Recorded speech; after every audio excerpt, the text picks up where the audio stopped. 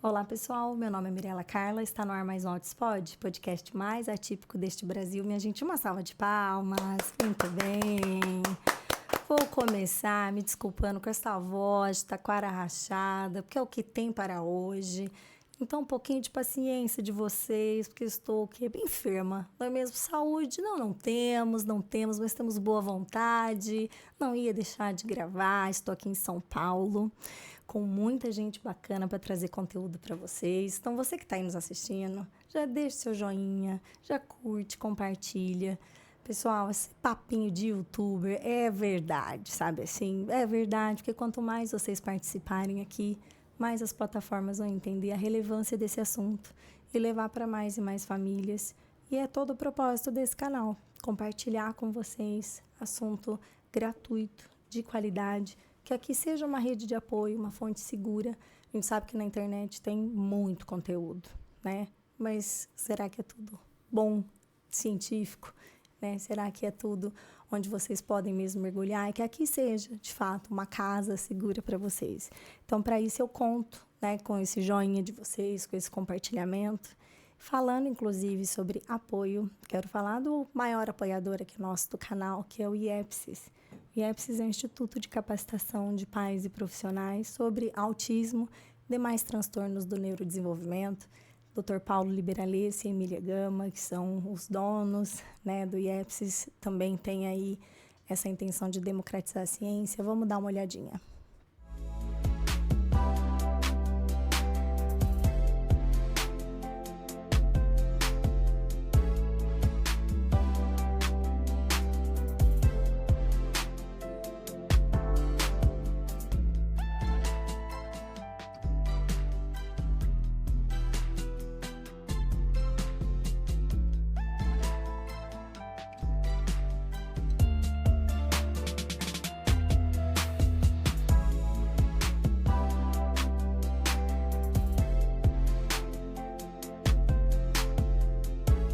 Então, recebam com muito carinho a minha convidada, Domitila Miranda. Uma salva de palmas, seja muito bem-vinda. Obrigada. Muito bom. Domitila, se apresenta aqui para a galera, fala um pouquinho de você. Quem é você na fila do pão da superdotação e altas habilidades? Bom, vamos lá. Então, sou Domitila, sou mãe de 2 meninas lindas. Aquela coisa louca de ter filho 10 anos depois. Então, eu tenho uma menina de 13 e uma que vai fazer 3. Olha só. E sou psicóloga, neuropsicóloga, tenho uma mestrado em educação, atuo com neurodivergência há 22 anos, né? Neurodiversidade, estou na clínica, no bafo do paciente ali há 22 anos. Mas eu cheguei na superdotação há menos tempo, vai fazer uns 10 anos que eu tô lá. O que já é bastante que coisa já também. Uma super bagagem. E o meu primeiro contato com a superdotação foi como mãe, né? A minha mais velha é uma menina superdotada. Até pouco tempo atrás eu não falava disso publicamente. Isso é uma coisa importante para a gente conversar agora. Você falou do hype, né? Que os pais dizem, mas a gente tem um submundo de pais que não contam também. Tem, enfim, função de tudo que a gente vai conversar hoje.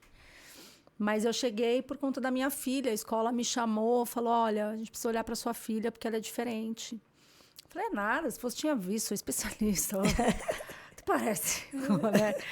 E a gente não quer ver, né? Então, eu coordeno equipes multiprofissionais, né? Já tenho muitos anos e a galera fala, ai, a mãe não quer ver. Eu falo, não quer mesmo, gente. Ter filho diferente é muito difícil. Na hora zero ali, quando alguém conta, né?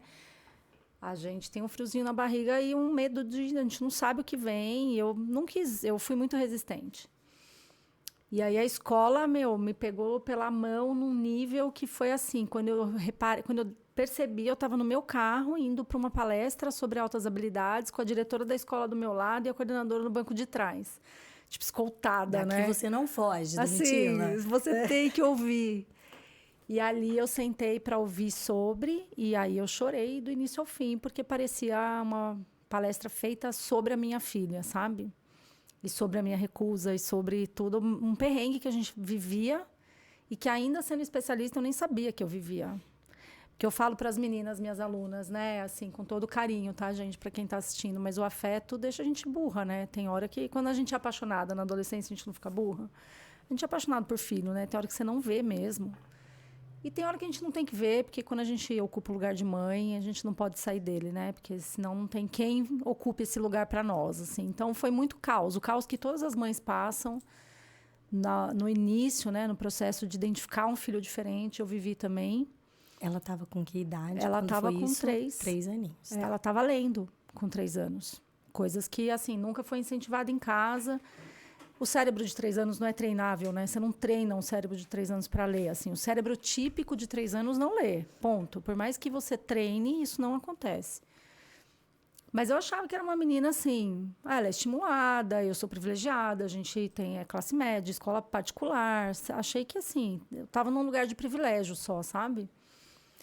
Resumindo, fomos para esse lugar, assistir a palestra, agendamos uma avaliação. E aí veio a identificação dela, né? Na área de altas habilidades não se fala em diagnóstico, que eu também tenho várias ressalvas sobre isso, mas a gente pode conversar também, né? São muitos assuntos, mas foi identificada ali com quase 4 já. E aí eu olhei para o lado e queria correr para alguém. Eu, como psicólogo, olhei para a área da saúde, não olhei para a área da educação, porque eu estava acolhida, né? Eu, assim, fui uma mãe rara. A gente sabe que as escolas que eu fui muito acolhida nesse primeiro momento. Então, não fui para a pedagogia, eu fui para a psicologia, para a clínica, eu fui para a área da saúde procurar a resposta e não encontrei ninguém. Assim, não achei ninguém porque há 10 anos atrás não tinha o respaldo que a gente tem hoje e ainda hoje a gente caminha num lugar muito duvidoso, Isso né? que eu ia falar, se hoje já é difícil, 10 anos atrás. Pois é.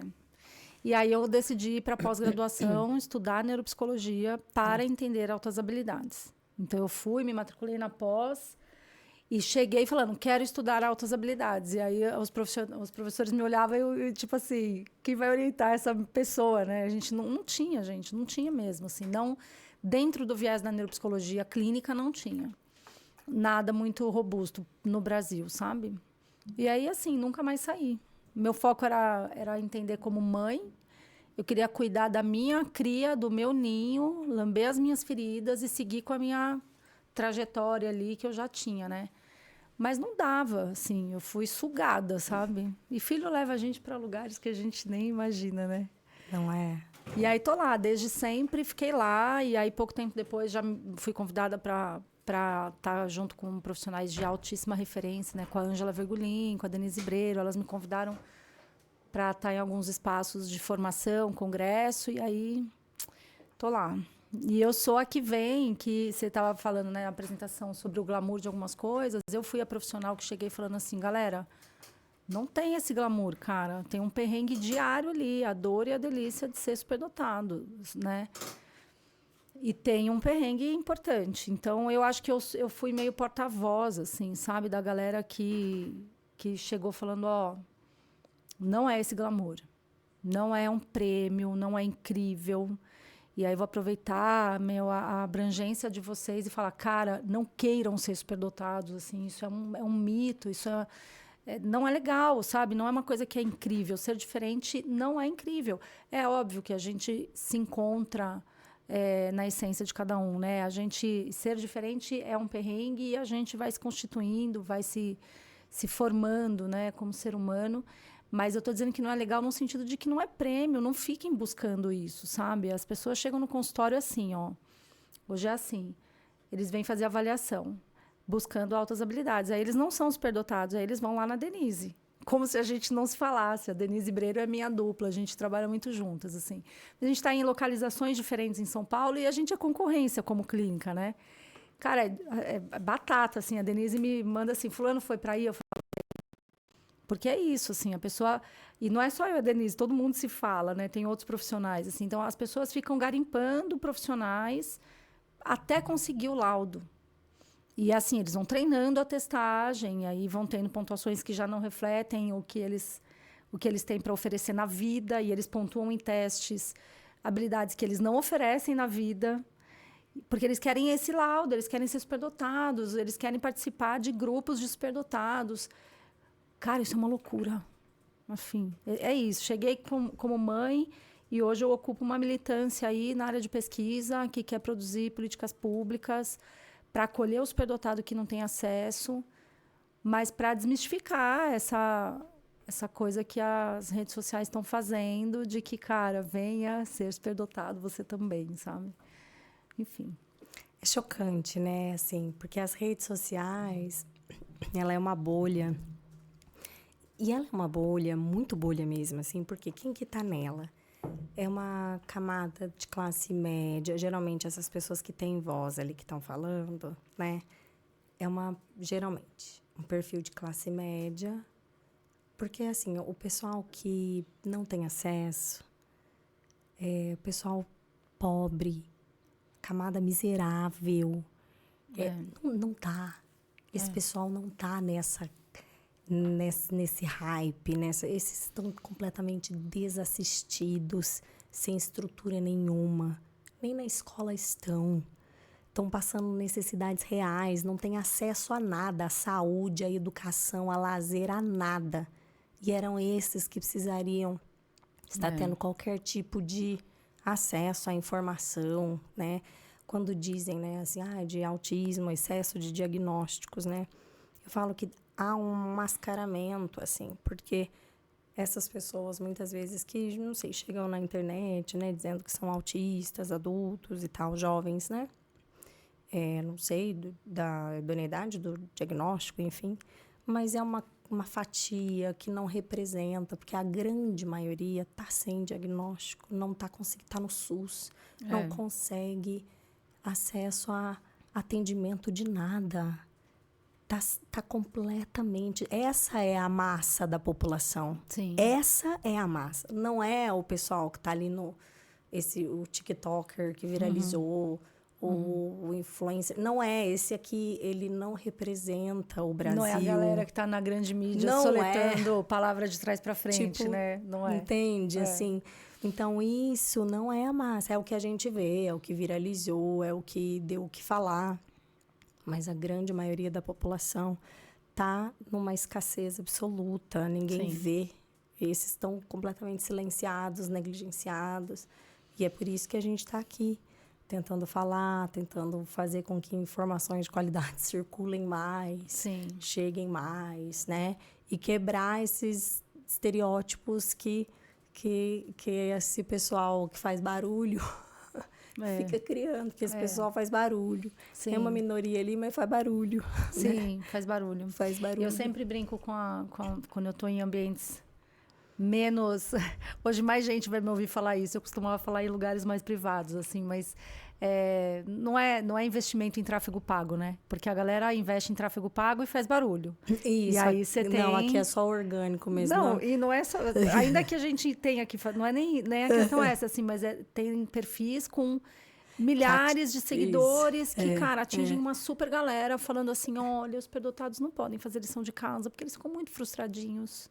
Coitadinhos. Não frustrem, né? O alecrim dourado. Tem essa outra paciência, né? Gente, imagina como que a gente lida com adultos que não sabem ser frustrados. Vai, vamos, comenta aí vocês. Que geração é essa, né? Que você está querendo criar, a paciência que a gente tem pro coleguinha que não é resistente à frustração. Que não pode se frustrar, né? Que é isso, né? Não, é demais. Enfim, então tem muito mito, tem muito glamour. Essa questão que você traz da não acessibilidade, né? Da invisibilidade, cara, é assim, se a gente fosse pegar... A superdotação não é só um alto QI, tá? A gente vai falar disso também, mas assim, se a gente pegasse uma visão bastante radicalzona, que a gente chama de psicométrica, baseada só em teste. Se a gente pegar que superdotados são pessoas com QIs acima de 130, nós estamos falando de 2 a 2,5% da população. No Brasil, a gente teria identificação de 0,3% da população. Se eu for só para essa linha radical, né? Mas se a gente ampliar a discussão, a gente chega em quase 5% da população, porque nós estamos falando em outras características que não seriam manifestas por testes de QI, e testes de QI são altamente elitizados, né? Então, assim, as pessoas não acessam.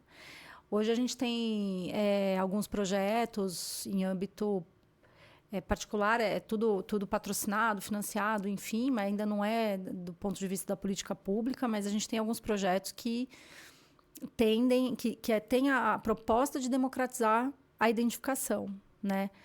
A partir do viés da neuropsicologia clínica. Então, assim, com testes de inteligência, porém com outros olhares para além da testagem, né? Porque Se a gente fosse pensar hoje o que é um superdotado, a gente pensaria em 3 grandes... Primeiro ponto, eu acho legal para a gente pensar, não existe consenso na nossa área, não tem consenso. Então, vai ter 3 vias assim, de pensamento. Uma galera que é essa mais conservadora, que vai falar assim, superdotados são aqueles que pontuam alto em teste de QI. Ponto. Se não pontuar alto em teste de QI, não é superdotado. Essa é uma visão bastante compartilhada até no mundo todo, assim, sabe? Porque a mais aceita. É uma das mais aceitas. Até porque para você fazer uma pesquisa, você tem que ter um critério de seleção dos sujeitos de pesquisa. E o critério de agrupamento de amostra para pesquisas em altas habilidades é QI 130. Né? Então, não é que se nega que os superdotados podem não pontuar alto em testes, né? É que as pesquisas são pensadas para esse público. O viés científico é orientado para altos QIs, assim. E o teste de QI, ele é um teste mais de raciocínio lógico ou ele é misto? A gente tem várias abordagens de avaliação de inteligência também, que isso é uma coisa que os leigos não conhecem, né? Então, por exemplo, na infância, pensando em infância e adolescência, a gente tem a VISC, que é a escala Wechsler para avaliação da inteligência. Sim. A VISC, ela tem um viés altamente pedagógico.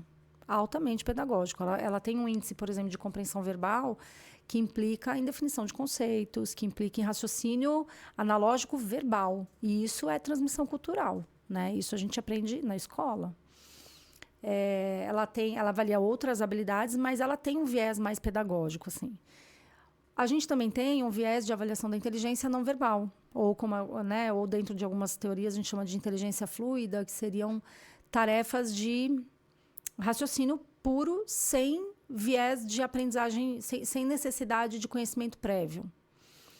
Esses testes acessam um maior público, assim, pensando na questão democrática de pessoas que não têm acesso à escola, a uma educação de qualidade. Então, testes não verbais, eles acessam um pouco mais. Mas, ainda assim, eles são estruturados por raciocínio complexo, que muitas vezes a falta de experiência e de estímulo não vai favorecer muito. Se a gente pensar num público extremamente vulnerabilizado, talvez a gente também não acesse. Que seriam quais escalas, por exemplo? O Raven, né? O Raven é o mais usado, padrão ouro no mundo todo. Na primeira infância, a gente tem Columbia, por exemplo. Tem outras tarefas de inteligência não verbal, mas acho que o Raven é o mais padrão ouro, assim. Tá. E tem a escala SOM-R, né? A franquia SOM-R, que aí ela é um teste de manifestação não verbal da inteligência. Mas ela também tem itens verbais. Isso é bem detalhado, assim, na questão técnica, né? Não sendo muito chatona, mas ela não é totalmente abstrata, sem itens verbais. Tem itens verbais, mas o seu paciente pode ser não verbal.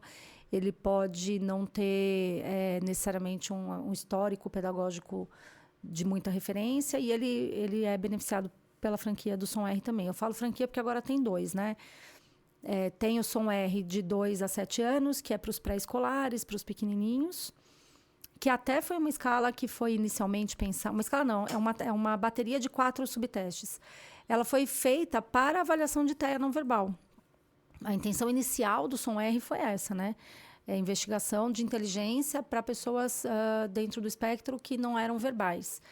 E hoje a gente já tem o SOMzão, que a gente apelidou aí na área, que é o SOM-R de 6 a 40 anos, que ele também teria a mesma intenção, mas ele é utilizado com frequência aí na clínica quando a gente entende que a VISC, as escalas Wechsler, de alguma forma, não seriam suficientes, vai. Tá. Agora, cara, tudo isso é muito caro. Se a gente pensar em acesso, né? Uma bateria dessa para a gente comprar, nós profissionais, uma escala assim, custa em média 3 a 4 mil.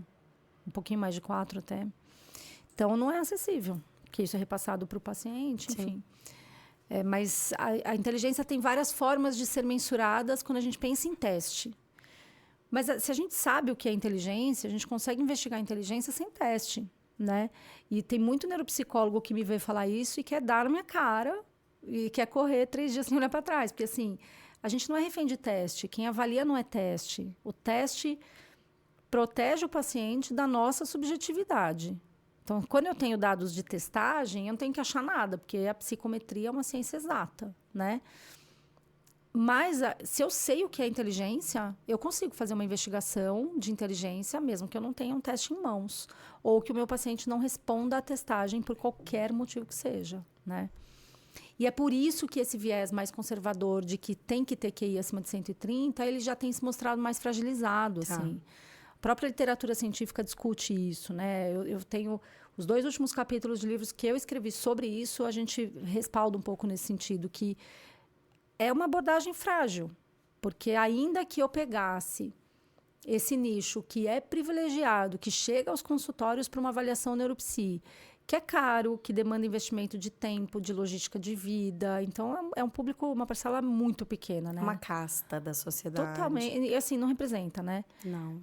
Mas enfim, ainda que eu pegue esse nicho dessa galera, muitos deles não alcançam pontuações equivalentes a QI 130 em testagem, porque quem chega para o consultório não é o superdotado, que a gente chama de superdotado puro, né? Não, é assim, por mais glamour que tenha, não chega no consultório um paciente assim, oi, meu filho é superdotado, porque ele é brilhante, eu só vim aqui confirmar. Não existe isso, a galera chega derrubada. Sequeladaça. Sequelada, as mães estão despirocadas, assim, reféns de uma criança que é uma potência e uma intensidade que todo mundo olha para o moleque e fala, cara, não sei fazer mais nada com essa criança. Então, essa é a vida real do consultório. O paciente clínico, eu sempre falo isso, o paciente clínico, ele não passa no critério de exclusão da pesquisa. A hora que eles recolhem os superdotados para fazer artigo científico, o meu paciente não passa nesse critério. Porque ele está todo cagado, pode falar assim? Total. Com todo o meu carinho a vocês que chegam até mim, vocês sabem disso, as mães que me procuram sabem disso. Mas assim, a galera chega... é essa mesmo. É completamente disfuncional, né? Você está com uma pessoa em frangalhos, a família está em frangalhos. E se o profissional não entender isso, o resultado daquele teste, ele não vai ser nada fidedigno àquele ser que está ali na frente dele. Sim, sim. E aí fica uma coisa rasa de você assim, mas não é 130, esse QI é 127, então não deve ser superdotado. Gente, pelo amor de Deus, né? Assim... Isso, do ponto de vista até da neuropsicologia clínica, da psicometria, da unha, se você lê o manual do teste, você sabe que isso não se sustenta. Assim, quem entende disso já saberia que não. Mas, enfim, tem esse viés de que tem que ter QI 130. Agora, preciso fazer uma ressalva. Também a gente não reconhece na literatura pacientes superdotados que pontuam baixo em teste de QI. Isso não existe. Então, vamos forçar a barra também, né, galera? Então, essa assim, galerinha que fica tentando achar o seu teste perfeito em vários profissionais, se especializando em testes, né? Como tem um professor nosso que chama... porque tem teorias de inteligência que não tem embasamento científico, né? A gente tem esse problema na área, assim. Pode falar de teoria? Super. Pode? A gente adora desbancar pseudociências. Então, vamos aqui, falar de entendeu? neuromito? Pode? Muito importante. Até porque é muito importante, gente. Porque se tem um grupo vulnerável, é nós, mães sofredoras, entendeu? Porque a gente fica, para-raio das pseudociências. Totalmente. Para-raio Para-raio de maluco, eu falo. Total, e de receitas milagrosas, de que tal coisa dá certo, isso aqui é tal, entendeu? Então, assim, a gente adora desmistificar essas coisas. Então, queridos, vamos falar de inteligências múltiplas. Tá, ótimo, Gardner, bora lá. Né? Bora lá. Inteligências múltiplas. A inteligência, qual é? A teoria das inteligências múltiplas, ela é maravilhosa, mas ela não tem nenhum respaldo científico. Não tem, ela não é... consolo? Então, tem um professor nosso que ele fala que todo mundo gosta da teoria do Gardner porque a gente tem uma inteligência para chamar de nossa, né? Então. Quando você olha inteligências múltiplas, você fala, putz, essa é minha. Essa é minha. Essa é minha. Só que não. Só que não. Só que não. Então, assim, vamos pensar, como que a ciência é feita, né? Vou tentar falar de um jeito, tipo, sem ser chatona. A ciência é feita assim. Eu tenho uma hipótese. Aí eu pego e testo essa hipótese num número de pessoas que seja suficiente para a resposta desse testagem que eu fiz, falar, olha, isso é generalizável ao funcionamento do ser humano como um todo, né? O TEA passa por isso toda hora, né? O autismo, assim, a questão da suplementação alimentar. Beleza, quantas pessoas foram testadas? Qual a viabilidade de generalizar isso? Então, toda a ciência, toda a área de desenvolvimento humano passa por isso, né? E as pesquisas estão acontecendo. E aí, quando você fala, pô, isso não é generalizável, vamos investir mais em pesquisa. Enfim, a pesquisa é feita assim. A teoria das inteligências múltiplas não foi replicada, não foi aplicada num número de pessoas suficientes para a gente bater martelo e dizer a inteligência do ser humano no mundo inteiro funciona desse jeito. Isso não aconteceu. É uma teoria linda. O que diz essa teoria? A teoria de Gardner, ela fala que nós temos múltiplos, tem vários tipos de inteligência. Um montão. Um montão, não, são acho que 8, 7, 8, nem é tão um montão assim. Mas sei lá, inteligência sinestésica, hello. A neurociência nunca falou disso. Inteligência artística, sei lá, eu nem manjo do negócio porque a gente não estuda mesmo, assim. Tipo física quântica. Assim, enfim, não é neurociência aplicada ao desenvolvimento humano, sabe? Quais são as inteligências? Então, quando a gente pensar a teoria da inteligência que embasa a neurociência aplicada, é a teoria que chama CHC. É uma teoria de 3 autores, que chama Cattell, Horn, Carroll. Vocês nunca vão acessar isso, a não ser que você compre um livro para aprender sobre inteligência, mas nem precisa. A questão é que a inteligência, ela é um termo guarda-chuva, assim, ela não existem tipos. Não tem tipos de inteligência. A inteligência é um construto. Tá. Ela é uma habilidade do cérebro. Dentro dessa teoria, a gente poderia até dividir entre inteligência fluida e cristalizada. Inteligência cristalizada seria aquela que permite com que a gente aprenda com a experiência, replique o que a gente aprende em novos problemas, em novas tarefas. Aquela que faz o indivíduo se aproveitar da transmissão cultural de conhecimento. Beleza. E aí seria uma via mais genética da inteligência, vamos pensar assim. E aí tem a inteligência fluida, que é uma inteligência do raciocínio, que é aquilo que a gente aprende vivendo experiências, fazendo, né? E os insights. Sabe a criança que olha o mundo e fala, pô, ele pega um negócio ali. Isso é fluido, não teve treino, não teve um ensino dirigido para aquilo, não teve uma intenção de que ele aprendesse aquilo. Então, a gente poderia dividir a inteligência nesses 2 grandes nichos, mas se eu pegar e esmiuçar, eu estou falando em 80 habilidades. Tem 80 subhabilidades dentro do grande guarda-chuva da inteligência como um todo, sabe? E não é a questão de inteligências múltiplas do tipo, eu tenho inteligência, eu sou superdotada em liderança. Mas me conta, como é essa questão da liderança? Porque eu sempre... O superdotado em liderança precisa entender se o povo que está com ele quer ser liderado, né? Porque, assim, ser líder o tempo inteiro não é funcional, gente. Não é funcional. É invasivo, é chato. Eu não quero que você seja líder da minha casa quando você vai lá jantar. Né? Então, enfim, a ciência está caminhando, sabe? Mas a teoria da inteligência é uma das mais seguras que a gente tem em neuropsicologia clínica. Em neuropsicologia como um todo. Então, por exemplo, tem as teorias de função executiva. Existem autores distintos que falam sobre função executiva. Tem uma referência lá que a gente acaba se familiarizando mais. Mas existem outros vieses, assim, né? O modelo de memória. Existem alguns modelos de memória. Tem um que a gente se familiariza mais. Inteligência, não há modelos de inteligência em neuropsicologia. Inteligência é a teoria CHC. Todos os testes de inteligência são pautados na teoria CHC. Tá. Não existe... Então, todos os testes que existem levam seguem essa teoria. Não tem isso da inteligência. Nenhum teste que você vai fazer Acho que até existe essa inteligência múltipla. Até existe instrumento. Mas esses instrumentos, assim, que são... Esses conhecidos mesmo, essas escalas que a gente mencionou, nenhuma delas vai dessa. Já que é mais artística, que é mais... Não tem. Então. Não. Tá. Se você pegar uma resposta, uma avaliação feita com VISC, que fala de Gardner, tem alguma coisa esquisita. Tá. Pensando em epistemologia. Então, a origem de cada conhecimento. A origem do conhecimento que fala da inteligência da Wechsler, da VISC. E a origem do conhecimento que fala de inteligências múltiplas são completamente outras, são diferentes, elas não conversam. Entendi. Eu sempre pensei... Vai rolar uns haters, tá, no vídeo. Você sobrevive? Não, eu só sobrevivo. Então tá bom. Só.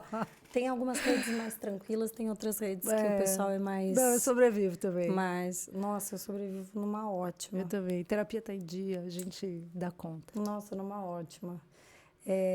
Eu sempre visualizei, assim, a inteligência como capacidade de solução de problemas. Isso.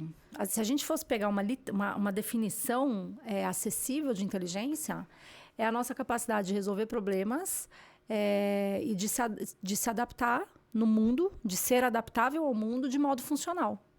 Então, é funcionalidade, adaptabilidade e resolução de problemas. Isso é inteligência. É claro que a gente precisa... Isso é um termo muito imenso, esse construto. Sim, total, né? exato. E aí, em algumas coisas, você resolve mais, em algumas Isso. partes, assim, resolve menos. Em situações, eu digo, assim, né? Sim. Mas, no geral, eu sempre consigo olhar para, né, como eu consigo resolver esse problema. Porque na minha vida é sempre assim, só problema. Problema. Que jeito eu resolvo? Porque, para mim, eu lido desse jeito. Por isso que a vida adulta é resolver problema, pagar boleto. Que é mais ou menos assim, chegou, resolver problema, como eu resolvo?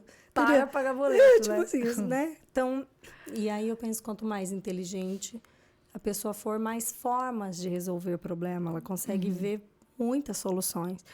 E a pessoa mais limitada vê menos, e quanto menos inteligente, você não vê nenhuma. Mas não necessariamente assim. Acho que as questões emocionais também podem impactar, de você paralisar os momentos, enfim. Mas, e aí, penso que, não sei, é o jeito que eu consigo visualizar. Mas é isso aí, tá perfeito, é isso. E, por exemplo, a gente às vezes pode resolver problemas de modo um pouco diferente do que a lógica formal faria. Sim. E isto está no escopo da criatividade, da inovação. Exato. Né? Porque eu sempre vou pro lado do criativo, porque a lógica, ela realmente, a parte lógica no meu cérebro, ela não... Ela falhou. Ela não... Tem um negocinho, deu um tilt ali no negocinho. Eu uso outros lados. Sim. Então, quando a gente pensa na definição, tem essa galera que vai para o QI, para a inteligência e tal, mas existe hoje uma discussão da área, né, que fala sobre manifestações da superdotação não acadêmicas. E aí, existe uma galera dizendo que esse povo superdotado não acadêmico não teriam altos QIs.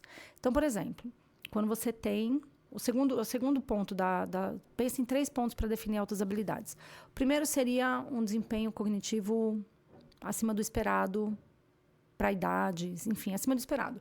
Que hoje a gente testa com os testes de QI, mas a gente poderia identificar isso de outras formas. Então, um desempenho cognitivo superior ao esperado. Quando a gente tem teste, a gente não tem subjetividade. Porque eu olho para meus filhos e falo, cara, elas são brilhantes. Elas podem podem não ser brilhantes. A meus olhos, elas são. Então, os testes protegem a gente, protegem o paciente, né? Da gente, na verdade. O segundo viés é que, o segundo critério hoje, que é consenso, né? Perto de quase nada de consenso que a gente tem, o segundo é a precocidade. Então, os superdotados têm um desempenho, têm uma precocidade em marcos do neurodesenvolvimento em alguma área. Tá? Ou eles falam muito cedo, ou eles têm um desenvolvimento motor muito cedo, ou eles têm raciocínios complexos extremamente cedo. Essa semana eu estava vendo um vídeo de um bebê de 8 meses que olha para a irmã e fala, dá, Gigi. O moleque tem 8 meses, ele junta 2 palavras, ele monta uma frase. Assim, isso é precoce, né? Então, tem precocidade em marcos de linguagem, mas o resto ele está dentro do esperado. Aliás, mais ou menos, porque ele está com preguicinha de sentar sozinho, ele está com 8 meses, já podia estar mais, né? O tônus ali podia estar melhorzinho, então fica... Não são todos os marcos, mas a precocidade é um marco. É um ponto. E o terceiro seria um desempenho muito superior ao esperado para a idade, que não é justificável por treino. Porque tem desempenhos muito superiores que são justificáveis por treino. E aí que mora o perigo. Porque esses desempenhos muito superiores ao esperado, eles podem ser em várias áreas. E aí você tem a galera do ouvido absoluto, que são musicistas impecáveis e que aquilo não é justificável por treino. Você tem os atletas de alto desempenho, que eles eram de alto desempenho. Tipo, eu vou falar dela, porque é o meu amorzinho mesmo, a Raíssa... a fadinha, a Raíssa, você olha os vídeos dela andando de skate aos 7 anos, assim, surreal, né? Você tem a galera da área de comunicação, então você tem alguns influencers aí que tem um destaque, que a primeira vez que a pessoa ligou a câmera, você olhou e falou, caraca, quem é essa pessoa? Então, tem habilidades que elas não são necessariamente acadêmicas. E essa galera não vai performar necessariamente bem na escola. Então, o superdotado nota 10, ele é um mito. Eles existem, mas eles são um tipo, vamos pensar em tipo. Existe um universo da superdotação não acadêmica. Agora, vocês estão preparados? Eu vou falar Bora lá, super. um bafo agora. Esse papo que superdotados não acadêmicos não pontuam alto em teste de QI não tem comprovação científica. A gente não sabe. Não tem pesquisa que pegou, por exemplo, um nicho, sei lá, os atletas campeões olímpicos. Pega esse grupo e aplica um Raven ali no final da entrega de medalhas, rapidão. Só para ter uma... Ninguém fez isso, sabe? Tá. Não tem pegar as crianças pequenininhas em conservatórios de música, aquelas crianças que são, cara, brilhantes, e aplica um teste de QI nelas, assim. A gente não tem esse dado. Ninguém tem. Até porque o que faz o cérebro do superdotado performar com altas pontuações em teste de QI também faria ele performar mais acima do esperado nas habilidades de força dele, porque a gente está falando de uma neurotransmissão que é mais rápida, que ela é mais intensa, que ela capta estímulos no nível de sensibilidade, até sensorial, que cérebros típicos não captam. Ela identifica estímulos de ambiente que cérebros típicos não identificam, numa velocidade diferente, porque nós estamos falando de metabolização cerebral mesmo, neurotransmissão, sabe? Então, assim, na teoria, em tese, a galera que performa em áreas não acadêmicas talvez pontuasse alto em tese de QI, mas a gente não sabe. Então, não dá para a gente falar que, assim, ele é um superdotado da área do esporte, por isso que ele pontua um QI médio. A gente não tem esse... Isso não é seguro, a gente não sabe isso. Por isso que você diz de realizar o teste quando o cérebro está naquela ativação total, que seria logo após a performance dele. Até que não. Eu falei do lugar ali do final, porque eles estão todos juntos. É mais fácil de captar todo mundo. Eu achei que era por conta do momento da atividade. Não, mas isso que você está falando tem muito sentido, né? Não, porque eu digo, porque se a performance do acadêmico é enquanto ele está ali realizando, seria a performance... Entendi. Ele ia estar... na hora da entrega. Na hora do teste. O esportista, não. Ele ia ser um tédio, horror ali para ele fazer, Não, né? mas a sua fala é muito maravilhosa em vários sentidos. Primeiro que, assim, a gente já tem uma comprovação na neuropsi do movimento, na neuropsicologia orientada ao movimento, que quando a gente tem uma atividade cognitiva associada ao movimento, a entrega é maior. O cérebro performa melhor do ponto de vista cognitivo. Por isso que muitas das intervenções, elas têm que rolar fora da mesinha, porque o movimento favorece a entrega cognitiva. Dependendo do foco, tem que ser na mesinha mesmo e beleza. E, por outro lado, pensa que uma avaliação, na hora da testagem, o nosso indivíduo tem que entregar o melhor para a gente. Então, assim, o ideal da testagem é o lugar e o momento em que aquele indivíduo pode te entregar o melhor dele. E não o pior, porque as pessoas chegam na avaliação achando, preciso saber o diagnóstico do meu filho. Então, vou parar a medicação para você testar o cérebro real. Cara, a medicação não cria um cérebro novo. Isso não existe, sabe? Não, eu quero ele medicado. É medicado que ele vai me entregar o melhor dele? Então, eu quero ele medicado. Porque, assim, a medicação não produz um cérebro novo.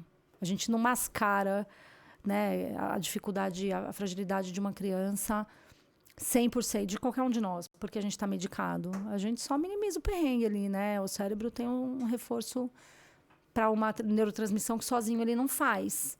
Mas é treinável por conta da neuroplasticidade, enfim. Então, a testagem acontecer no momento ideal do indivíduo é maravilhoso.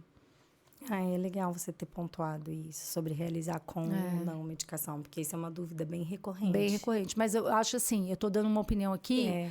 Eu sou especialista, não sou leiga, mas não sou médica. Então, sempre que o seu filho, o seu paciente for viver ali uma avaliação e ele é medicado, se tiver a dúvida do tipo para ou não a medicação, fale com o médico. A gente não pode bater esse martelo, entendo. né? Mas faz sentido mesmo isso que você tá a gente dá os pitacos, assim. E o mundo ideal é que a gente fale com o médico. Então, quando a criança vem, a gente tem contato com os médicos e, assim, no mundo ideal, a gente tem que ser parceiro dos médicos. Muitos hoje são nossos parceiros, muitos nem querem saber da gente. É terrível. E o pior é a gente também, enquanto família, que tem que ficar ali, ó. Na ponte. Aff, Maria, né? Equacionando ali, E o desespero. equilibrando O médico não todos os... responde. A Ai, neuropsicóloga meu não Deus. respondeu o WhatsApp. Ai, gente, Dose. é. E Domitila, para o pessoal que estiver em casa, né? Assim, tá em dúvida se o filho é, se não é. Que sinais que você indicaria para os pais, cuidadores, assim, observar? Boa. Desde cedo, assim, sinais precoces. Você já Vamos falou lá. alguns aqui, Sim. mas para sistematizar para o pessoal. Vamos lá. Esses que eu falei, esses 3 são mais técnicos, né? Mais de identificação. Então, uma inteligência ou uma habilidade cognitiva superior, uma precocidade em algumas coisas e um desempenho muito superior ao esperado, que não é justificável por treino. Beleza. Do ponto de vista do comportamento e de habilidades emocionais, os superdotados, de um modo geral, eles são perfeccionistas, altamente perfeccionistas, e a área tem confundido isso com rigidez. Eles não são rígidos. A flexibilidade cognitiva, se você testa a flexibilidade, de um modo geral, os superdotados são flexíveis na resolução de tarefas ali. Mas nas atividades de vida prática, eles têm um nível de perfeccionismo que é disfuncional. É uma régua que não é atingida nunca. E isso frustra, e a intensidade emocional é segunda característica que é muito marcante, que é uma hora que a gente sempre fala que a superdotação bate na trave do TEA, né? Porque o TEA também tem uma intensidade emocional, mas as manifestações são distintas, assim, né? Quando você põe uma lupa ali, tem uma forma de manifestar um pouco distinta. Os superdotados têm interesses restritos, muitas vezes também, que não necessariamente é um hiperfoco, porque o hiperfoco, a gente chama de hiperfoco quando tem um impacto ali até na funcionalidade mesmo, né? Não quer brincar de outra coisa, não quer falar de outra coisa, tudo gira em torno do tema. Os superdotados até conseguem sair do interesse restrito, mas tudo que diz respeito ao interesse restrito é acesso a uma zona de prazer mais imediata, assim, sabe? Eles têm um senso de justiça muito intenso, e isso coloca eles em risco muitas vezes, porque eles lutam pela dor do outro, ainda que o outro não queira esse lugar. Então, a gente chama isso de hiperempatia. Os superdotados eles têm muita hiperempatia, e isso não parece uma coisa linda, cara, mas não é. Não é uma hiperempatia que é a questão da compaixão, do cuidar do outro. Não, é de chorar a dor do outro como se ela fosse dele. De viver aquilo num nível de intensidade que, assim, eu tive uma paciente adulta que ela ficou de luto no acidente da Marília Mendonça, mas ela nunca tinha ouvido nenhuma música da Marília Mendonça. Ela viveu o luto da mãe da Marília Mendonça, ela falava. Eu me ponho no lugar da mãe. E, cara, luto real, ela teve que ser afastada do trabalho, assim, nesse nível de empatia com uma pessoa que ela nem conhecia. Olha que coisa, né? E são várias características que se confundem muito com o TEA, assim, a princípio. Sim. Depois a gente consegue destrinchar uma diferença. Sim. Quando você disse disso no início, dessa autocobrança pela performance, né? Então, de se exigir demais pelo perfeccionismo, que pode ser muito confundido com a rigidez, porque você só aceita de uma forma, no caso do autismo, mas é por conta de rigidez, por padrões que você elenca, né? E que você fica preso àquilo, não necessariamente pelo resultado em si. Você faz, às vezes, porque você faz, porque você acostumou dessa forma, aquela previsibilidade te traz uma tranquilidade, não te desestabiliza e você mantém. E já na superdotação, você tem a performance. Você quer daquele jeito, porque você sabe o resultado que você alcança, você não aceita menos que isso. Mas se você olhar, você vai estar vendo duas pessoas de fora fazendo só do mesmo jeito e só aceitando daquela forma. Maravilhoso. E aí que a gente precisa entender clinicamente de cada um. Que está sendo feito? Então, 2 exigindo o mesmo procedimento, não abrindo mão. Mas por quê? O que está por trás daquilo? Né? Esse senso de justiça. Então, você disse essa super empatia. No TEA também é comum, mas no TEA a gente pode ver muito isso, desse senso de justiça exacerbado, por excesso também de literalidade. Isso, eu ia falar isso, porque eles são literais. O que é certo, o que é errado, o que é errado. Aquele pensamento binário, preto e branco, é certo, não aceito, é porque tem que ser... E não consegue, às vezes, até questões de linguagem, Às vezes você tem uma fala e a própria dificuldade de ampliar aquela linguagem mesmo, do significado daquilo que pode ter outros desdobramentos. Sim. Então, é aquilo, é porque é, e não necessariamente só a empatia, o desdobramento. Ó, vou te dar um né? exemplo. Essa semana, a minha filha fica brava quando eu falo dela, mas os amigos dela não assistem, porque ela é adolê, né? Os adolê ficam zoando. Como então, a gente vai bloquear a filha? a idade. Ela joga vôlei. E aí ela estava saindo da escola e aí me entregaram a menina na cadeira de rodas, porque ela torceu o pé. E era a véspera do aniversário dela. Cara, o mundo dela acabou. Acabou, e no nível que ela entrou no carro, cancelei minha agenda inteira, corri para levar para pronto-socorro, né? Mas eu olhava o pé, eu joguei vôlei, eu sabia que tava assim, meio vermelhinho, mas eu sabia que não tinha dado ruim, né? Cara, mas ela foi da minha casa pro hospital, que foi 1h10 de carro, ela chorava de soluçar. E eu falava assim, filha, o que acontece? Que dor é essa? Você tá com dor? Ela falava, eu tô com raiva porque eu não gosto de torcer, não gosto de me machucar. Eu tô com raiva porque todo mundo ficou olhando para mim, eu não quero que olhem para mim, eu não quero ser o centro da atenção. Eu tô com raiva porque eu não consegui terminar o treino de vôlei. Eu tô com raiva porque amanhã é meu aniversário e se eu tiver que pôr botinha, eu vou passar o meu aniversário com o pé machucado. Eu tô com raiva porque ficar com raiva é ruim. E ela chorava. E é tudo isso. Ela não estava com dor. Não era o pé machucado. É tudo que ela se exige que ocorra no script dela de modo muito perfeito. E, cara, hoje, 10 anos depois que ela foi identificada, eu olho para ela e falo, posso pôr a mão em você? Tá tudo bem? Eu seguro a menina e fico esperando ela acalmar. Só deixar sentir, porque ela tá sentindo. Então. E é entender que, assim, sentimentos, o sentir é humano. E aí é isso, você tem que só dar vazão. Isso. E aí você vai ajudar a questão assim, do comportamento, o que fazer com aquilo, né? Agora, o sentir, deixa sentir, vai. Chora, põe pra fora, enfim. E aí a gente vai ajudar a questão com os comportamentos a partir disso. Isso. E haja terapia de filho, Não modelando pai e mãe, né? Gente, primeira linha de tratamento da infância e adolescência é orientação parental. Essa é a premissa mínima, assim. Se seus filhos fazem terapia e você não tem orientação parental, exija. Porque sem isso a gente não caminha. Tô falando mesmo como mãe, sabe? Hoje eu sei lidar, mas enfim. Entre outras características que a gente poderia pensar, mas acho que a intensidade emocional é o de mais difícil manejo, perfeccionismo, a não identificação entre pares, né? E aí a neurodiversidade passa por isso em vários aspectos, mas as pessoas não alcançam. A criança quer, os amigos querem brincar vou falar dos moleques lá de, sei lá, 10 anos. A brincadeira é baixar a calça do outro, que não tô falando que é legal, mas eles são bestas, eles brincam disso.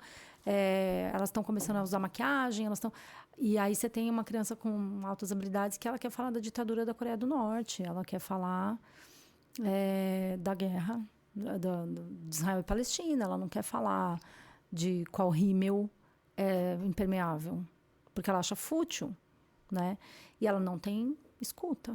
E aí, uma coisa que eu sempre falo, Mirella, que a gente vive isso como mãe e os nossos filhos vivem como pessoas neurodivergentes, né? Mas na superdotação da mulher, especialmente, isso podia ser uma pauta de um encontro específico, assim. Ela se diminui muito para caber. Porque a inteligência é é um ativo de luxo. Então, voltando para a sua fala do começo, para a gente caminhando para o final, assim. Como a inteligência é um ativo de luxo, vamos pensar assim, quando você está com uma deficiência de vitamina D, o que isso significa? Que falta vitamina D. Até ontem a gente falava de deficiência intelectual, né? Então, falta inteligência para o indivíduo que performa diferente. Então, falta, né? Inteligência hoje a gente fala em transtorno do desenvolvimento intelectual. Está ficando mais acessível, de forma mais humanizada, né? A questão, enfim. Como a inteligência é um ativo de luxo, a inteligência feminina, ela incomoda profundamente, assim. Muito, né? E todo mundo quer. Todo mundo quer. E a menina, ela tem a coisa de... Ela precisa estar dentro da caixa, né? A gente é formada para estar dentro da caixa. Sem discursos não é um discurso socialista, feminista, não é isso. Mas a mulher, ela é muito formadinha para caminhar na caixa. É o que é. É o que é. em qualquer A cultura. realidade, ela se impõe, não importa a ideologia que você tenha. Exato. Isso acontece muito no autismo. O autismo feminino é extremamente silenciado. As meninas TEA nível 1, gente, isso é estatístico. Elas são identificadas na adolescência, Sim. não na primeira Não. infância. Porque a hora que elas começam a despirocar ali, não, você parece um menino, você não é, você tem que... O moleque não, o moleque causa, a gente já olha e fala, né? Enfim. Então, essa coisa de se diminuir para caber, assim, porque as mães se diminuem para caber. No grupo de mães da escola, as mães contam que o filho é TEA, que o filho é TDAH, que o filho tem dislexia. As mães dos superdotados não falam, porque elas são discriminadas. Assim, você se acha. Você acha que seu filho é top. E ainda se ele for um superdotado de manifestação acadêmica, aí menos essas mães se aparam. Elas não vão em evento.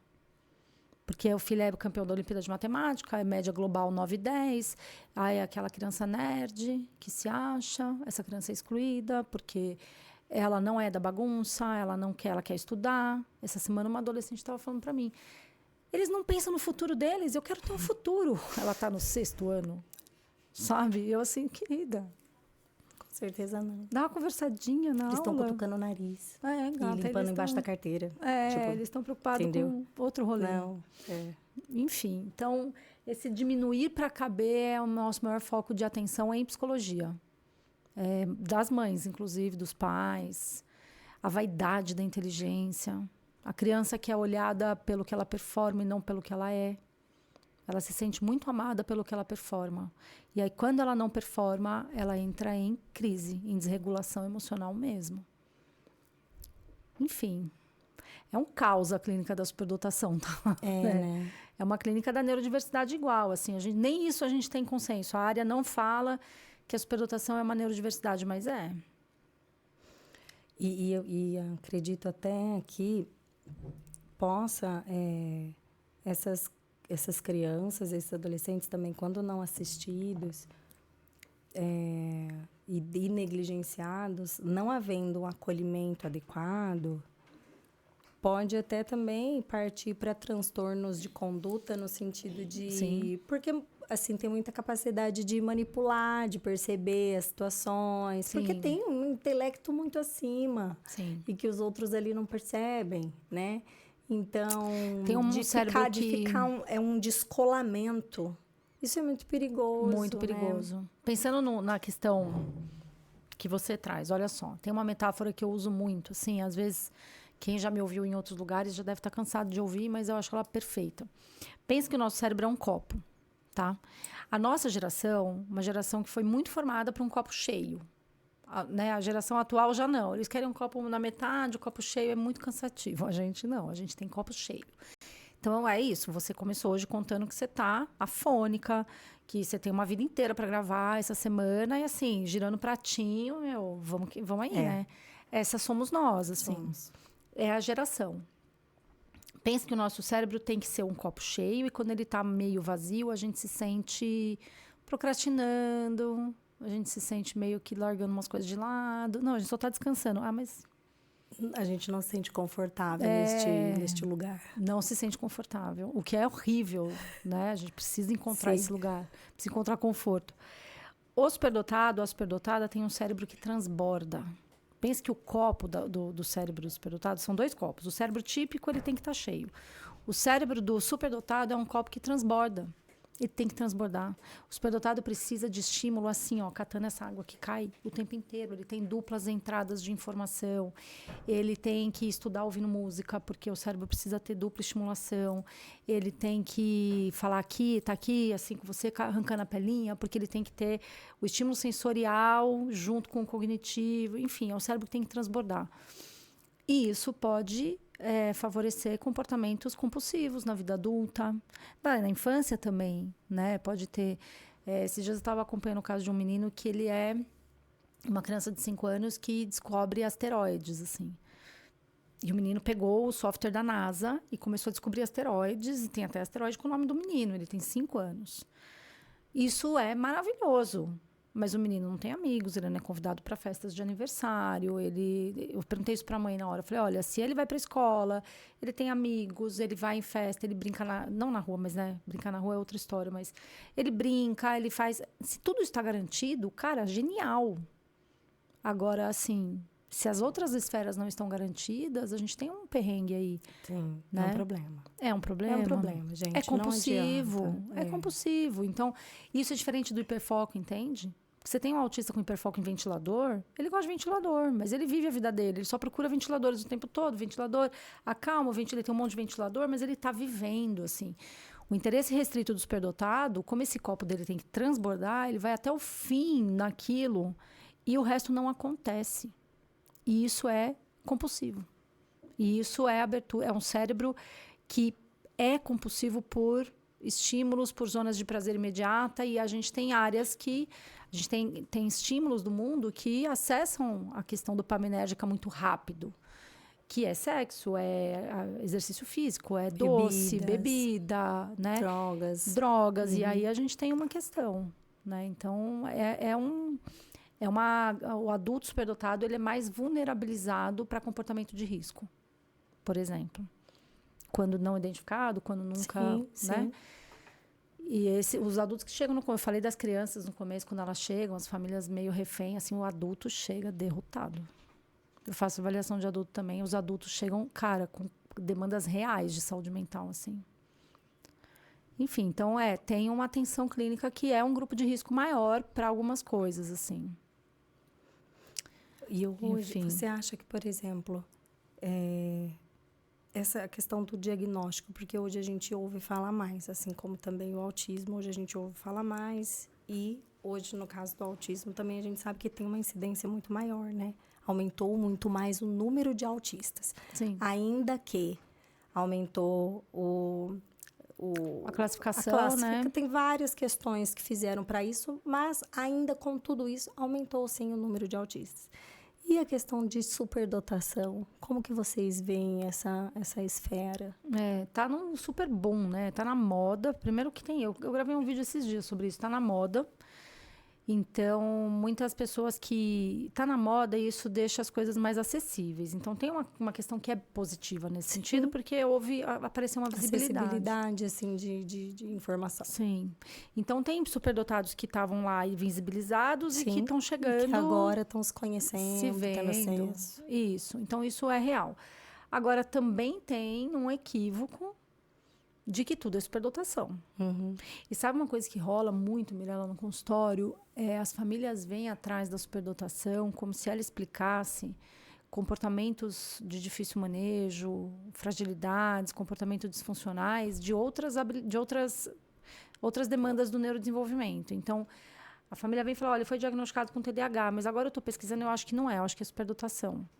Ah, ele tem diagnóstico de TEA, mas eu acho que não é, eu acho que é superdotação. Ah, ele é TOD. Não, não é, porque ele é muito... Ele não é TOD, ele é muito sensível e muito justo, então ele não aceita injustiça e parece TOD. E, cara, são coisas muito diferentes, assim. Então, acho que também as pessoas têm buscado resposta na superdotação para outras questões que a superdotação não responde mesmo, né?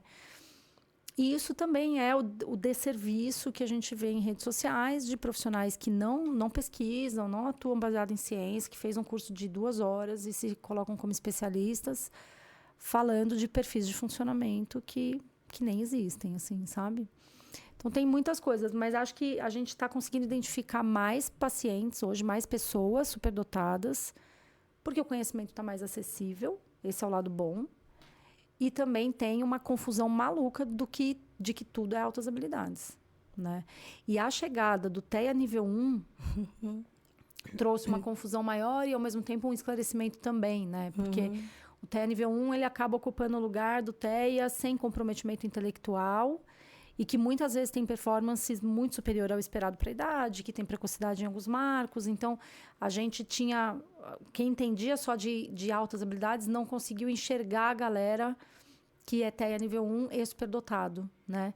E acho que hoje a gente está um pouco mais sensível e preparado também para essa identificação, que é comum, assim. Não é uma mistura, né? Existe um mito de que superdotados são autistas e vice-versa. Isso não é real. Perfeito, é muito importante fazer essa diferenciação. Até porque tem uma sobrecarga pro próprio TEA, né? Ah, ele é autista nível 1. Ah, então é assim, ele é um autista que precisa de pouca coisa e deve ser brilhante. Cara, não. Ah, só que não. Só que não. Só que não é assim que funciona. É muito importante buscar profissionais que saibam fazer esse diagnóstico diferencial, Sim. gente. Sim. Porque isso vai ser assim, um divisor de águas no tratamento, né? Nessa intervenção, e para você entender o tipo de suporte que você precisa, né? Porque é muito diferente. E se você for autista com superdotação, tiver essa dupla excepcionalidade, né, que a gente chama, você, de fato, você vai precisar de questões completamente distintas do que se você tiver apenas a superdotação. O autismo, ele vai demandar outros outros suportes, assim como também se tiver comorbidade do TDAH envolvida, que o pessoal também faz muita confusão também, né? Sim. E que os dois podem estar ali juntos também, você pode ter as duas coisas. Sim. De novo, a importância de você buscar um profissional que saiba fazer esse diagnóstico diferencial, que saiba identificar. E aí, sabe o que é importante para acolher até o que você está trazendo? É assim, eu sou especialista em altas habilidades, tá? Beleza. Mas eu também tenho uma especialidade em TEA, em TDAH, em neurodiversidade. Eu consigo fazer diagnóstico diferencial. E aí eu não estou vendendo meu peixe, estou criando uma linha de raciocínio aqui. Por que eu consigo fazer? Porque eu não consigo encontrar uma coisa que eu não sei o que é. Né? Ninguém entrega o que não tem. Então, se você vai, eu vou na fulana porque ela é especialista em altas habilidades. Tá, mas para ela fazer diagnóstico diferencial, ela tem que entender de outras questões. No caso do adulto, gente, é ainda mais complexo, porque no caso do adulto a gente tem os transtornos de personalidade, a gente tem outros impactos de saúde mental, de uma psiquiatria da vida do adulto que é diferente da psiquiatria da infância e adolescência. Se a pessoa não entende de saúde mental, ela não faz diagnóstico diferencial. Exatamente. Né? E, enfim, isso é muito importante, porque eu recebo uma galera no consultório que é TEA e que vem nessa vaidade da superdotação e a criança está desassistida em perrengues reais ali, porque a família precisa do laudinho da superdotação só e não quer o autismo, porque é psicofóbico, porque é capacitista, porque a gente ainda está engatinhando nesse sentido, né? Enfim. É muito triste. Eu, de fato, assim, eu não consigo entender como... É óbvio que você vai buscar especializações, né? Mas, até mesmo para caminhar para especializações, gente, como que você vai entender meio cérebro? Entende? Do tipo, não, agora só essa fatia aqui, assim, ó. Assim, é muito superficial isso, gente. É de uma complexidade tamanha. Então, assim, é cilada, Bino. Você corre tá que é cilada. É cilada. Não tem como. Mesmo porque até todas essas classificações fomos nós, seres humanos, que criamos, né? Que falam, daqui para cá tal coisa, daqui para cá tal coisa. O nosso cérebro tá todo ali, ó, interligado. Isso, perfeito. Simples assim, tá tudo ali. Essas classificações é para que o ser humano consiga tratar melhor, né? E, enfim, vai fazendo estudos para ver como que funciona, protocolos, né? Mas o cérebro é um só, e ali aquelas sinapses todas. Então, meio cérebro não se trata. Você precisa de um profissional, ele vai ter toda a base ali, ele vai ter a especialização, mas se ele não conseguir na prática dele, e tem que ser aquele profissional também, gente, ali, ó, chão de fábrica mesmo, assim, sabe? Bafo da criança. Exato. Não dá, como disse a Domitila, fez 2 horinhas ali, ó, de capacitação, estudou uns conceitinhos, você vai no chat GPT, vai lá, dá uma pergunta ali, ele te dá a resposta. Exatamente. Entendeu? Dá na mesma. Então, não pode, essas coisas são muito sérias. São muito sérias. Isso vai impactar na qualidade de vida sua, da sua pra família. Sempre, né? Do resto da vida, sim. Então, não dá pra gente abordar dessa forma, sabe? Porque o prejuízo é muito grande, né? É muito grande. E assim, por estar super na moda, por estar nos grandes veículos de comunicação, mais ainda a gente tem que ter cuidado. Porque agora, sabe a galera que que é empreendedor mesmo. Então, aonde eu vou ganhar uma grana? Vou fazer um curso ali para atender superdotado, porque agora todo mundo quer. Sim. Então, tem que tomar muito cuidado. E demanda tem. Demanda tem. E a gente sabe que não temos profissionais capacitados suficientes para atender a demanda. A gente sabe não disso. Não tem, gente. A gente né? tem fila de espera. Então, assim, o mercado ele vai crescer para absorver, né? Então, até que as coisas se ajustem e que hajam, né, profissionais capacitados, a gente vai passar por isso aí. Então, você que está aí desse lado, que vai ter que ser criterioso de fazer mais, né, esse pente fino, de tentar buscar um profissional de fato, assim, que tenha indicação, né, se informe, porque não dá. Não dá para a gente ficar fazendo experiência com o cérebro do nosso filho. Tempo é cérebro. Não é nem só dinheiro também, mas tempo é cérebro, mais ou menos isso. É isso. Eu tenho recebido muitas famílias com laudos de avaliação que falam assim, eu queria que você me ajudasse, porque eu acho que eu caí numa cilada aqui, sabe? Aí eu recebo laudo de colegas e falo, ai, cara, que mancada fazer isso com as pessoas. Mas a gente também fica numa situação muito delicada, ética, que eu não posso pegar um laudo de um colega e falar, olha, isso aqui não. Mas aí a gente acolhe de outras formas para pensar num caminho positivo para as famílias. De vocês, faz o... Mas enfim, passa a régua e começa o trabalho de vocês. É mais isso. Ou menos isso. E vamos daqui para frente, é o que a gente tem muito pela frente. É isso. Domitila, eu quero trazer você mais vezes. Não, eu vou vir, eu adoro. Pode chamar. Porque a gente tem muitas etapas disso, assim. Até falei para ela, vamos... Como é a primeira vez que ela veio, para a gente começar aqui da história dela. Mas porque eu acho que nessa trilha aí da superdotação a gente tem muita coisa ainda para costurar, né? Sim. Porque é um assunto muito sensível e que eu tenho recebido muita demanda no canal, gente. Eu tô lendo os recadinhos de vocês. É que eu sempre sou chata mesmo para trazer gente aqui. E o pessoal fica me perguntando, como que, né, assim, que eu recebo bastante pedido para vir participar aqui também, sabe? Sim. Mas eu sou chata e falo não. Sorte sua, sorte nossa que ela é chata, eu adoro. Porque eu quero ver, assim, pensar certinho para trazer, porque, de novo, são temas sensíveis, então quero trazer pessoas que vivam isso, né? Que possam falar com propriedade. E trazendo, a gente vai fazendo, assim, vários episódios. Toda vez que eu vier para cá, vou chamá-la mais vezes. Eu venho com certeza, eu agradeço super. Posso só fazer uma indicação, fazer um merchazinho? Super. Eu não tenho nenhum conflito de interesse, tá? Então, Não, fique à vontade. Assim, tô lá como parceira, mas não é business. Eu queria indicar para quem tá assistindo, que quiser saber mais, o portal Gifted Brasil. Da Priscila, da Priscila, Mani e do Cadu. Legal, porque ela eu quero trazer aqui também. Traga a Priscila. Se dá certo dela vir, porque é uma mãe super engajada também, né? É uma maravilhosa, sou suspeita, que ela é minha amiga querida. Como que é? Fala aí pro pessoal. É portal Gifted, Gifted no inglês é presente, né? Que é o termo que se usa, infelizmente. Sim, mas tudo bem, é o termo. Tudo bem. Tá. Portal Gifted Brasil. A Pri, o Cadu Fonseca, ele é hoje o diretor da Mensa Brasil, que a Mensa é um órgão, né, mundial que atua com a superdotação. E a gente tem a Mensa Brasil. O Cadu Fonseca hoje ele está na diretoria da Mensa Brasil. E junto com a Primani é uma jornalista, mãe de uma menina superdotada. Eles estão numa linha de frente aí de uma busca de um lugar seguro para os superdotados, e eles fundaram um portal, e a Pri tem feito um garimpo na unha, assim, de profissionais qualificados para trabalhar com a superdotação, sabe? Acho importante vocês saberem que, assim, os profissionais que estão lá foram indicados por nós que somos formadores, por exemplo. Então, eu formo a galera, eu conheço quem trabalha, por famílias que são atendidas. Ninguém paga para estar no portal, não é comprado esse espaço. Legal. A gente está lá por indicação. E super recomendo para quem estiver procurando suporte na região, né? Tem o portal Gifted Brasil, então é uma sugestão. E tem o Combrasd, que é o Conselho Brasileiro para a Superdotação, que é um órgão de representatividade. O Combrasd tem algumas diretrizes importantes ali, pode ser um ponto de partida para quem está chegando, assim. Perfeito. E fica o meu Instagram, né? @domineuropsi, se vocês quiserem, eu respondo todo mundo.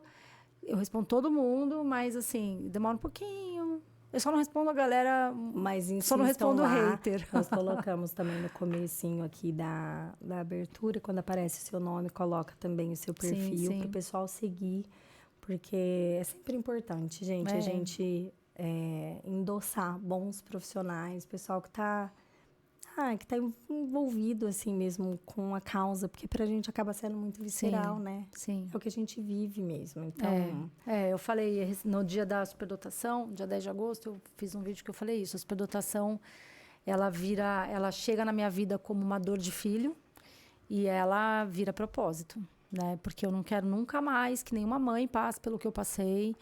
E eu quero que vocês recebam o que eu recebi como mãe, depois até como paciente, no processo de uma avaliação neuropsi. Assim, a avaliação, ela transforma a nossa vida. Eu decidi ser neuropsicóloga para oferecer para as pessoas o que a neuropsicologia fez na minha vida e da minha filha, sabe?